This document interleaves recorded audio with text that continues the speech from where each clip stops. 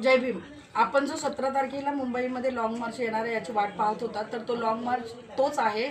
फक्त आईची तब्येत बरोबर, सोमनाथ सूर्यवंशी यांची आई यांची तब्येत काही कारणास्तव खराब आहे, त्यामुळे ती 17 तारीख मागे पुढे होईल. त्याचे कदाचित 20 होईल, 21 होईल, 25 होईल.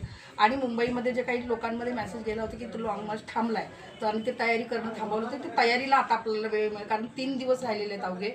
तर आता ती तयारीही आपल्याला करता येणार नाही. तर एक 4-5 दिवस मागे पुढे होऊन हा लॉंग मार्च मंत्रालयाला धडकणार आहे. त्याच ताकदीने नाही तर त्याच्या जास्त ताकदीने धडकणार आहे. कारण 2-3 दिवसापूर्वी त्या धसने जी कमेंट केली आहे की त्याला माफ करून द्या, हे करून द्या, तो राग आता आपल्या सगळ्यांमध्ये जास्त उफाळून आहे.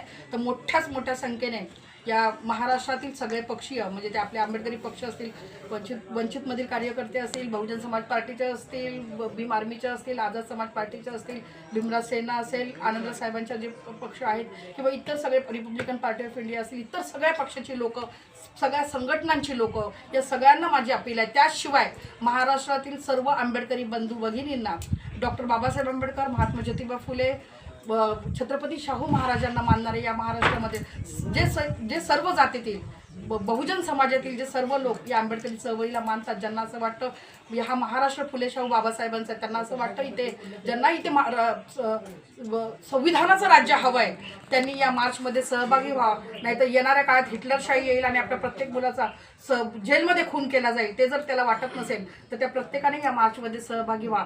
लवकरातल्या लवकर आम्ही तुम्हाला तारीख कळवतो. आणि या आईच्या आणि या बंधूंच्या नेतृत्वाखाली तो मोर्चा असेल. कोणताही नेता त्या मोर्चाचं प्रतिनिधित्व करणार नाही. आम्ही प्रत्येकजण त्याचे कार्यकर्ता असून, कोणताही पक्ष तिथे आघाडीवर नसेल, कोणतीही संघटना आघाडीवर नसेल. तिथे आघाडीवर असेल आंबेडकरी बांधव, तिथे आघाडीवर असेल आंबेडकरी तरुण, तिथे फक्त निळा झेंडा आणि तोच निळा झेंडाचा दांडा असेल. कोणत्याही रंगाचा झेंडा तिथे नसेल. सगळ्या धर्माचा, सगळ्या विचारांचे लोक तिथे एकत्र येतील आणि नारा फक्त एकच असेल, जय भीम. डॉक्टर बाबासाहेब आंबेडकर आपले नेता असतील असं मला वाटतं. आपण सगळ्यांनी या मोर्चामध्ये मोठ्या संख्येने सहभागी व्हा आणि आपण तयारीला लागूया. मुंबई, ठाणा, नाशिक, औरंगाबादमधील ज्या लोकांनी तयारी थांबवली त्या सगळ्यांनी मोठ्या ताकदीने मुंबईला पोहोचण्याच्या तयारीला लागा. एवढीच विनंती, एवढंच बोलते आणि थांबते. नमो बुद्धाय. जय भीम. जय भीम.